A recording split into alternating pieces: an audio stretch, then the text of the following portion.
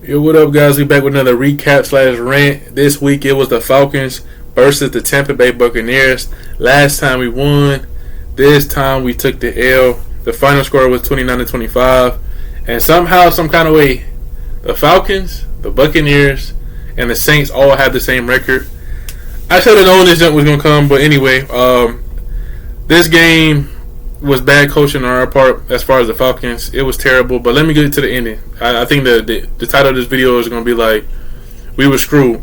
First of all, we should never been in that position in the first place. We should have played better. But at the end of the game, I didn't like how we made the guy fumble, and they didn't review it. You know what I'm saying? We recovered the ball. The team is celebrating on the field. You know, the guys like, doing secret handshakes and all this other stuff.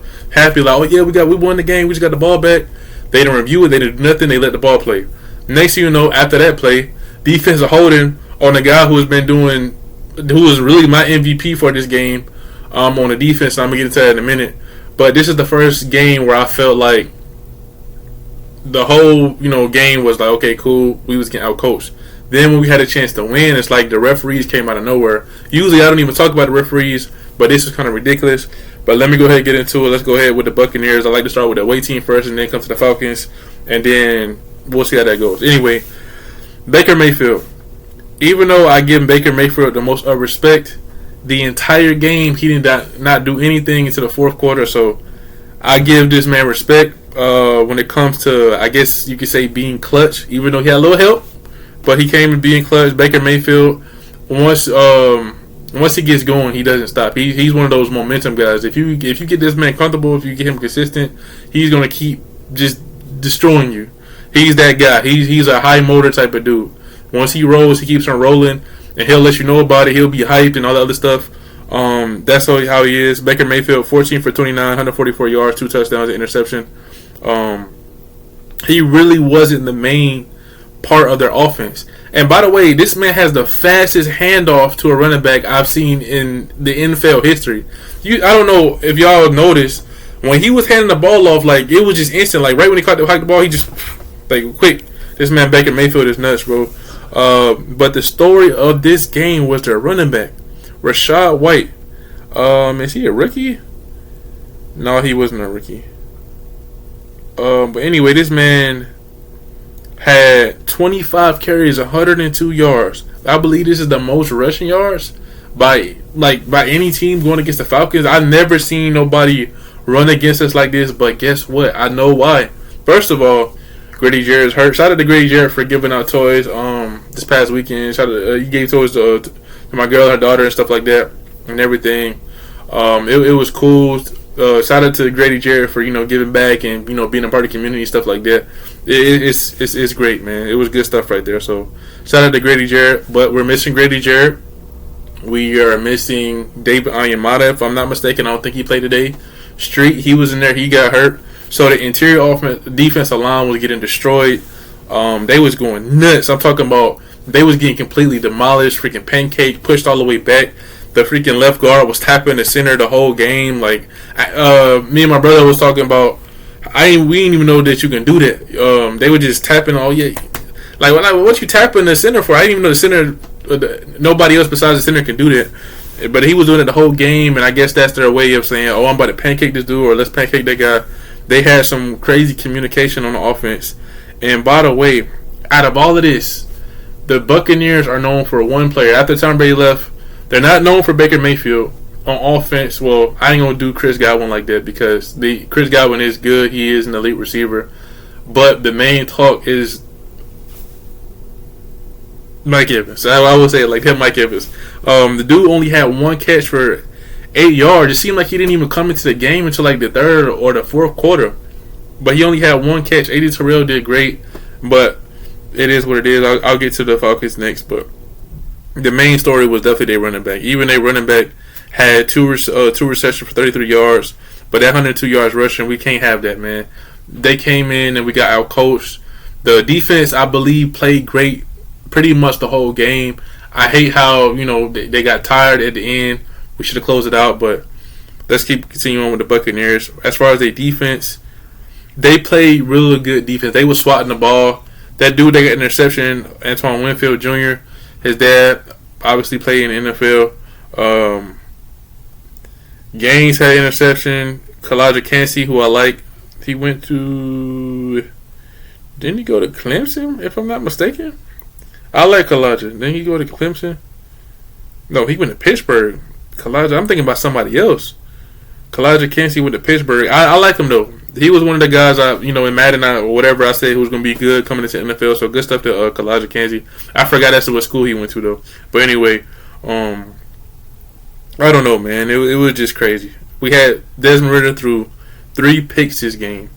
I mean, not 3 picks. He threw 1 pick this game. It could have been 2 picks, but Kalijah Cansey got a sack. My bad. Antoine Winfield got a sack, and that was pretty much it. So anyway, my bad. I'm a little rusty, man. This dang phone is kind of weird. My phone isn't weird, but how they showing the stats is kind of weird. So anyway, as far as it comes to the Buccaneers, as far as the offense, it was mainly just a running back. Baker Mayfield did what he needed to do when it came with the scheme. On the defense, like I said, their cornerbacks or defensive line was playing great. I don't think I've seen anything from Vita Vea. Maybe Vita Vea was hurt. So the fact that the defense was going crazy, the offense was doing good in the run game, that's something we can't allow. So as far as the offense, as far as the Buccaneers, I'm just giving them credit to the running back, Baker Mayfield, to be clutch at the end of the game. Like I said, he had 2 touchdowns, 1 touchdown to Auden, which is the tight end, and another touchdown to the running back. So anyway, man, let's get on to the Falcons, bro. First of all, let me say it like this. Arthur Smith, dude, I don't know what he was doing this game. He was coaching all weird. The man was, I don't know, like, it seems like we get down the field every single time in the red zone. I know they say that's the hardest, area to play in the NFL, but the dude was acting like complete trash. Like, he calls, like, the worst plays for some reason. Just be simple. Just either give it to CP, give it to Bijan, or do a read option with Desmond Ridder. That's all you have to do every single time. Or, guess what? Like we used to do with Tony Gonzalez was here. Throw it over the top in the middle of the field, touchdown. That's all you have to do. That's literally what every highlight they showed us today at the game from every other game. Just throw it to the tight end in the end zone, in the red zone. Every single highlight they showed, I believe it was a Jets game. Who else? It was a whole bunch of games they had showed that were just highlights to the tight end. Like, it just straight up. But anyway, I don't know if this was the most amount of yards Desmond Ridder's had since he's been playing with us, but 26 for 40, 347 yards, 1 touchdown and interception. I think Desmond Ridder, besides obviously the interception at first, you know what I'm saying, he fumbled the ball and stuff like that, I think he did well, and I think he came up clutch. But it's like sometimes, I don't know what it is with Falcons, with their quarterbacks. They want them to be a superhero. They want this man to do everything. Like, I feel like the quarterback shouldn't have to be everything on the team, man. It's a collective amount. And he came down to be clutch. He was great. He came down the field, and we scored a touchdown. He ran it in himself. He threw it down to Drake London. I predicted Drake London would get 200 yards this game. He was at 172, by the way. 10 receptions, 172. No touchdowns, but he still got down there. But Desmond Ridder got down there the first time. He even ran it in for a touchdown. I was hyped, and I'm like, let's go, man. Like, I was so excited. I was happy because I thought he was about to get sacked for a minute, but then he dusted off that dude and kept running, and then, tight-roped in the end zone. It felt good because I know he gets a lot of flack, and in this game, I was in the restroom. Dude was like, oh, this man is trash and stuff like that. I don't think Desmond Ridder is trash, man. He just got to be aware of what the frick is going on. But obviously, if somebody coming around your blind spot and hit you from behind, I'm gonna fumble the ball too. I'll probably just drop it just because you scared. Like, it's like a reflex. Like, oh shoot, like you gotta protect yourself from falling. So, but when it comes down to it, it's like he did what he needed to do. We came down the field, we scored a touchdown, and we got a 2-point conversion. So Drake did get a 2-point conversion. He didn't get a touchdown, but he got a 2-point. Next thing you know, the defense come on the field. The defense, that's what the whole storyline of this whole year has been. It's not about, swagger, flash. It's about power. They've been advertising the defense like crazy. Jesse Bates leading the way. Eddie Terrell coming back, doing all this other stuff. Having that. Oh shoot, I'm excited to see the defense, but I feel like the defensive line kind of messes up. Arthur Ebiketie was supposed to be that dude, Bud Dupree, I believe he got a sack this game. You know what I'm saying? It was supposed to be like that, but everybody was, I don't know, man. Desmond Ridder did what he needed to do. He made it for his mistakes this game. He did it, and even at the end of the game, he got all the way down the field, and guess what? We lost out on time. He should have thrown it a little further in the zone. I'm with everybody on that. But maybe he thought that Drake was going to catch it and he could juke somebody or something like that. But it shouldn't even got to that point. The defense should have stopped Baker Mayfield and the boys. But I told y'all, the refs, I don't like how that ended, man. If Baker Mayfield just went down there by himself, I'm like, okay, Baker, you did what you needed to do. But all that, the dude fumbling and they acting like it never happened, you know what I'm saying? That's the type of bull crap that, you see random videos be like, oh, the NFL is this, the NFL is that. I'm not going to say those words because then they'll try to take down my channel and then all the other bull crap. But y'all know what I mean. You know what I'm saying? The whole setup stuff. Those type of questionable plays. And it's for some reason, even when Tom Brady was here, it was like some type of plays, when Grady Jarrett had that roughing the passer call, before we finally beat him, which is Desmond Ridder was the first Falcon quarterback to beat this man, even though he took himself out the game. And it's crazy that, now this is Desmond Ridder's second loss at home. It's just a whole bunch of crazy stuff going on, man. And now we're second in the division. And it's just like, what the heck is going on? Everybody has the same record, but we're second in the division. And the Panthers are 1-12. So, as far as me, if y'all want to see me hate on Ridder, I'm not going to do that. Obviously, he was clutch. And he had to be clutch again. And he was about to be clutch again, but we're out of time. The dude shouldn't have to be a superhero. He shouldn't have the one to do it every single freaking time. He's already proved himself that he can be clutch. He's only not been clutch once when he had to, if you're really thinking about it. And if you count this one, it's kind of like, But he's been clutch every single time except for one game. And that was, I believe, the first game he lost at home. So, anyway, that's what I'm going to say about Ridder. I like Ridder. I think he's great. I think he gets a lot of hate. And obviously, you got to clean up the turnovers. But as far as him being a decent quarterback, to trust your first instinct, I like that he threw the ball down the field.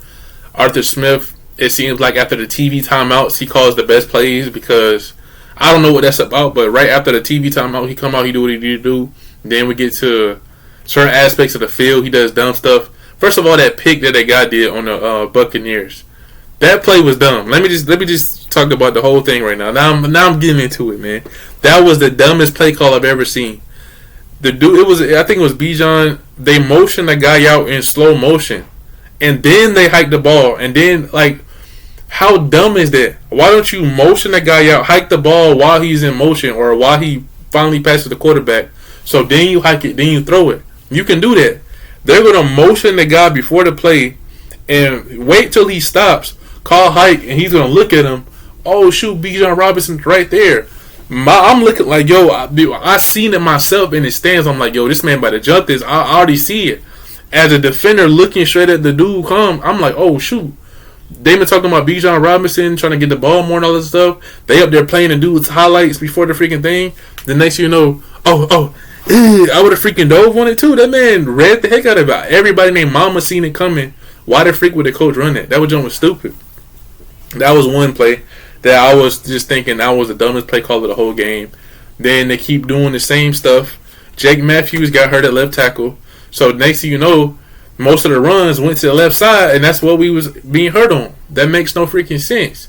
Chris Lindstorm is like a Pro Bowler, like all pro. I don't know all of his accolades. The dude was basically rated the number one offensive lineman back here, if I'm not mistaken.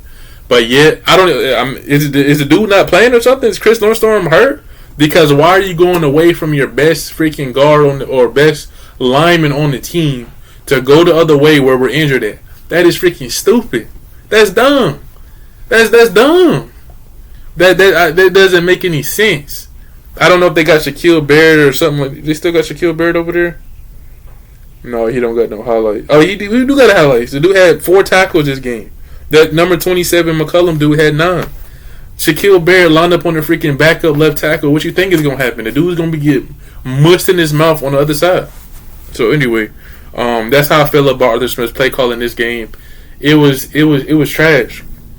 We got to work on play calling past the 50-yard line, past where the Falcon is. Obviously everybody logo in the NFL. We got to work on getting past that yard, doing stuff, especially in the red zone. It's so easy, man. Like, anybody can do it. You got CP. You saw how he was when he was doing the angry runs. He was hyped up. He was like, give me the ball. especially against the Saints. The city was going crazy.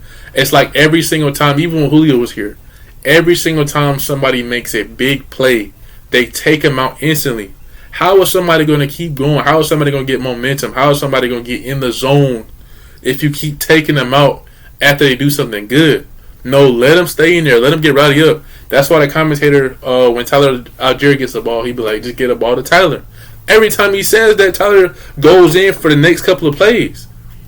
But everybody else, it seems like they can't keep in there.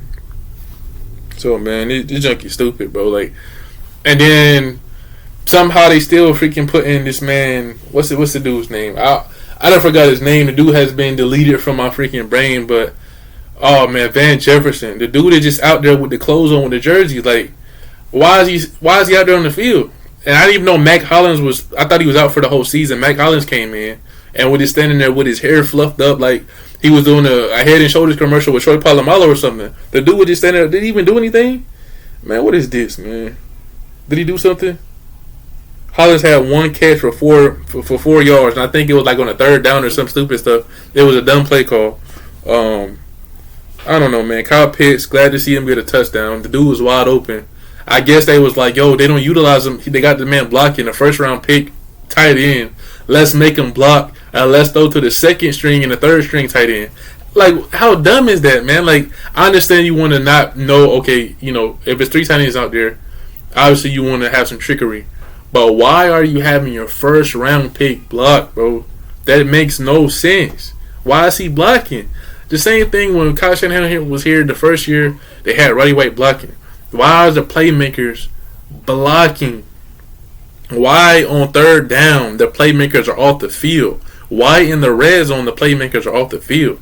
Drake London, Kyle Pitts are off the field at the same time. Bijan off the field at the same time. And then they put Tyler in and Michael Pruitt. You know it's going to be a run because that's the package. I don't get it, man. Scotty Miller, I know he wanted to get another touchdown against his former team, but he was 0 for 0. Obviously, Van Jefferson is nowhere on the stat sheet. The dude's name don't even pop up. Jonnu Smith was 4 for 27. He dropped a couple of passes. Cardale Hodge, I feel like Cardale Hodge is really good. I'd rather have him in the game a lot more than Van Jefferson. If it was up to me, I told you I would have Drake London, Scotty in the slot, and it would be Cordell Hodge on the other side. All these other guys and all these other bullcrap, Mac Hollins and Van Jefferson. Hollins, I feel like he can be cool, but right now he's not that guy. You know what I'm saying? I don't know what they're thinking when they had picked some of these guys up. We could have got a lot of people in the free agency this offseason. I don't know. I guess, you know, they ruined the whole relationship with Julio. You know, obviously he called out the team and Arthur Smith. I think he's going to be, as far as arrogant when it comes to that, like, oh, the dude didn't want to be coached and stuff like that, so I don't want to coach him. You know, basically we don't need him. And I understand it. I get it in a way. He kind of disrespected us in a way. But you need to start bringing people on the team that's going to do stuff. If you bring these big body, deep threat guys, why are you not throwing the ball deep? Why are you using Van Jefferson on a slant and he can't catch to save his life? Why are you doing curl routes when the dude is backing up? You know what I'm saying? Why are you utilizing these guys like you're supposed to be utilizing Scotty Miller? Scotty Miller, they're using him as a deep ball guy, and he's supposed to be like a quick slant route, even though he can't do the deep ball. As y'all seen, Tom Brady usually throw to Scotty Miller every time before half. That was his thing. And now we got Scotty, and he's trying to go down the field with him. Let him do the slants and let the big guys go down the field. You know what I'm saying? They got Kyle Pitts blocking. It's like, what the heck are they doing? They don't understand the talent that they got. It doesn't make any sense to me. As a fan who's been around for a long time, I done seen regimes through regimes. I done seen the Chris Chandlers, the Michael Vicks, the Chris Redman. I don't even remember the Joey Harrington. I think it was a while where I really wasn't invested into the game like that. I don't remember nothing. The whole, you know, obviously I seen the entire Matt Ryan. I was at his first and I was at his last game as far as the Falcon. They kind of did it wrong in the Colts. I seen it all. The whole 2012-2013 season with Day Cool. You know, like I said, shout out to them for giving out these hats at the game, man. You know what I'm saying? We used to call these balls, with the balls on it, the Deku hats. That whole era with Mike P and William Moore and all of that, I've seen everything. You know what I'm saying? That was that was a season where I felt like we should have won the Super Bowl more than we should have in 2016. Now, with this whole thing, it's like we still trying to discover who the heck we are. Back then, I felt like we knew who we were. Man, I'm just thinking about the old times. I understand, people, get older, players move on, people retire. But I miss that feeling of, man, we got a freaking great team, but we're going to come out there and do what we got to do. They even had the whole 98 team out there, waving the hand, you know what I'm saying? Oh, the most winningest team in Falcon history. Freaking Bill Goldberg, y'all go check out my short. He was up there spearing Tampa Bay fans. Like, that was amazing to me. That was awesome. It was hyped up. You know what I'm saying? They do all the stuff for the military and all these games, and then for us to always just come out and lose, it's like, bro, what are y'all doing? Y'all always talking about the city, the power. What power, man? That ain't nothing. Y'all, we looking weak. And I understand everybody got the same record, but it seemed like it is more than football to me. When I watch football, people are always just a game. It's not just a game. It's about I feel like I'm connected. If I've been watching these dudes for this long, if I've been going to almost every single game since I was a kid, and I'm thankful, I'm grateful. Thank you, Dad. Shout out to my dad, man. I miss going to the games with you, but it's like they a part of me, man. So when they losing, I feel like I lost too. You know what I'm saying? Like, it's now you start thinking about it. You lose. Oh, I gotta go to work, man. I gotta do this. I gotta pay bills. When you're there, it's like an escape. It's like going to the movies. It's like you a part of something special. You're part of something bigger. You know what I'm saying? You want to be a winner. You don't want to be no loser. You don't want to be out here doing no stupid stuff, man. You want to be out here. You want to be a part of something great. So that's how I feel when I go to the games. Like I said, this is a rant, so I know I'm going on about something, but that's just a bigger picture for me. So I hate when they go out here and look like straight bums when they could be doing something better. So anyway, let me get to the defense, and I'm gonna get on with this thing, man. But that's why I don't want to give y'all a part of me, how I feel when I go to these games, when I'm in there seeing it and feeling it, being around my family, being around people I don't even know, from every single type of culture, man. And it's just crazy. It's just crazy. But anyway, Caden Ellis had 10 tackles this game, man. Still leading our team in tackles. Jesse Bates had 9. And I feel like the player of this game, to me, on the defense was Clark Phillips, man. Good stuff to him. Young guy. I believe he's a rookie, if I'm not mistaken. Is he a rookie? Yeah, he got drafted this year in the 4th round. He played his freaking butt off. That holding call, I told you, was straight bullcrap at the end of the game. But he played great. That's crazy. This man was born in 2001. That's nuts, bro. Man, we getting up there in age. And he's only 5'9", and he was still locking up dudes. So good stuff to this man, Clark Phillips, number 34, if y'all don't know who it was, like I said. Eddie Terrell, I told you, Mike Evans seemed like he was barely even out there. Like, they utilizing him like they utilizing Julio and Philly right now. I don't know what's up with that, but yeah, that's how I feel. Hopefully we can come out and do better. Desmond Ridder, he got to continue. He's there, but I feel like sometimes, I told you, when the coaches call plays, oh, this play is designed for this person, and I feel like he doesn't know how to adapt, and that's the main quality you need to be an elite quarterback. You can be a good quarterback, but to be an elite, you have to adapt. I feel like he's great under pressure. I feel like he's better playing from behind, and I even told my brother and my sister that.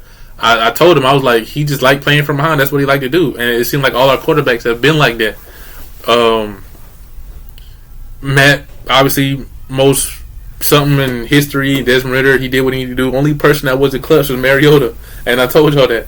Every other quarterback, Michael Vick had his clutch moments. Remember that Vikings game? We had all these type of clutch moments, but I don't know. Like I said, they want a quarterback to just literally do everything, and you can't do that. The defense did great most of the game, but when it's time to pull the game away, you got to do it. Injuries or not, it's the next man up, and that's how you got to go about it. So the fact that it's 29-25, everybody, I don't know, man. We got to do better. They got to make sure we get some of the key guys back. If they need to sign somebody from the practice squad, we got to fix that interior defensive lineman, man. If it was up to me, I would have put Calais Campbell in the middle. I would have put Arnold Ebiketie or Bud Dupree on the outside. I would have put That man, I think his name is Zach Harrison. I would have put Calais Campbell, Zach Harrison in the middle, Bud Dupree on one side, Arnold Ebiketie on the other side. Boom. Instead of having Calais on the outside, you know what I'm saying, and letting the fourth, third string defensive tackles in there. That's just my way of thinking. That's my way of coaching. Instead of just putting them in there on third down or some junk like that. That's just me. Or do that double A gap formation where you have two linebackers in the middle, all right, and either they can blitz you or they can back up. But no, we want to do stupid stuff. We want to just have the fourth or third string guys in there. I understand giving everybody PT, but if you see the guy doing that quick freaking draw play, why are you going to continuously keep doing it? Like I said, the coaches got to stop being arrogant. I don't think Arthur Smith is like super arrogant, but sometimes you got to be like, look, okay, their guys at this point in time are better than ours. If it's not working, stop acting like it's going to get fixed. What they're going to do, they're going to get freaking destroyed. They're going to lose their freaking confidence, and they're going to keep getting pushed back and pushed back and pushed back, and they're going to score a touchdown. Change the mother freaking personnel. Change how this stuff is going. You have a whole freaking playbook. You have a whole defensive coach. You have everything. Be like, look, coach, this ain't working. This is what we need to do. And that's how we got to do. We didn't have no pressure on Baker Mayfield. I think we did get a sack. I don't even know. Did we get a sack? I believe we did. Okay, the street dude, he got the sack and instantly got hurt. Other than that, there was nothing else. So, like I said, fourth and fifth string defensive interior linemen, D tackles, but yet they want to keep him in there. I don't know, man. But anyway, that's it for my rant, guys. I hope y'all enjoyed it. Y'all let me know if y'all feel the same way. That's just me coming out with more frustration. I haven't had really a lot of frustration in these videos. But like I said, when you just think about everything, it's just like, what the heck is going on? Like, what are y'all really doing? Y'all should have looked at this game as a playoff game, but y'all stayed like it was just nothing. It made me feel like that year when we could have. I told you this is a rant. So when we was playing against the Panthers, I remember being at the game, and I remember my dad was there, my sister, and I think my brother. They all know I love staying for the full game. Cam Newton had came down here. You know, usually we used to dust Cam when he used to come to the Dome. Cam Newton came down here. They was like, oh, if the Falcons win this game, we could still be in the playoffs. Cam Newton came down here, and they was going nuts. I think that was when he had, oh, man, what's that dude's name? Trey Boston and them guys. Yeah, Trey Boston, the strong safety, free safety or whatever. And we was getting destroyed. I literally looked at my dad, I was like, let's go. And they was like, yo, if Jarrell saying that, that's my name if y'all don't know. Motec, you know, if he's saying that, then you know it's bad. And that's how I felt when it was this game. You should have took this. If we would have won this game, there would have been no stopping us, I believe, in NFC South. That would have been it. Now everything is tied up.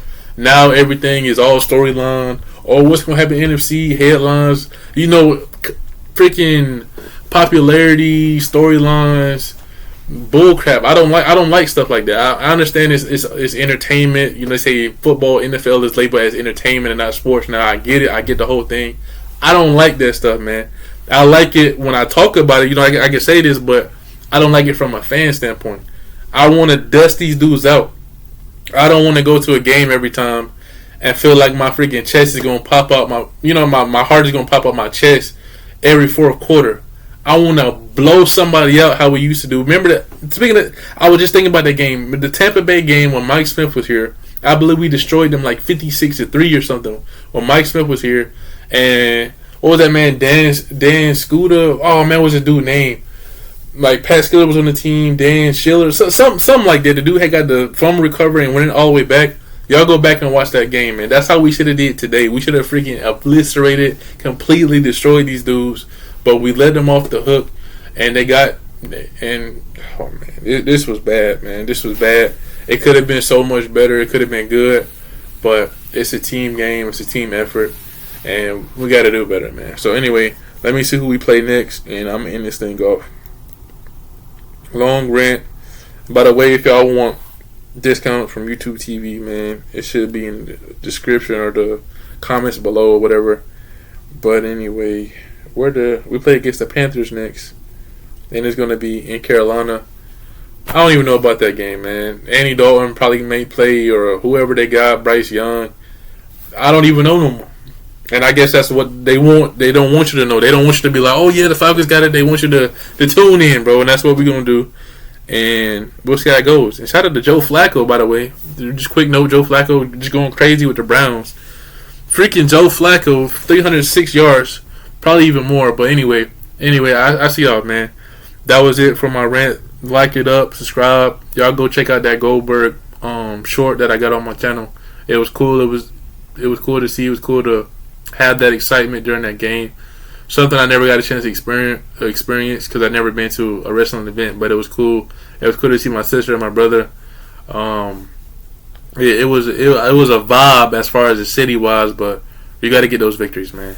I'm out.